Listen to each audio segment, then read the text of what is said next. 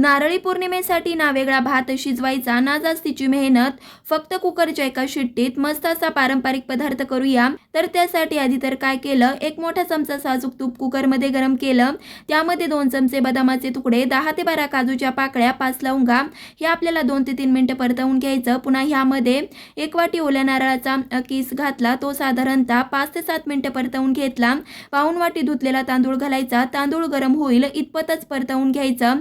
पुन्हा ह्यामध्ये 2 वाटी गरम पाणी घातलं, व्यवस्थित मिक्स केलं, खायचा पिवळा कलर घातल्यावरती झाकण लावलं, कुकरची एक शिट्टी काढून घ्यायची, पूर्णपणे वाफ मनाने गेल्यावरती झाकण उघडलं, पुन्हा ह्यामध्ये पाऊण वाटी गूळ घातला, व्यवस्थित मिक्स करून घ्यायचं। 5 ते 7 मिनिटं शिजवून घेतल्यावरती सगळ्यात शेवटी पाव चमचा वेलची पूड घालायची, पाव चमचा किसलेलं जायफळ आणि थोडेसे पिस्त्याचे काप घातल्यावरती व्यवस्थित मिक्स केलं की पारंपरिक रसरशीत पटकन तयार होणारा मस्त असा नारळी भात आपला तयार झाला।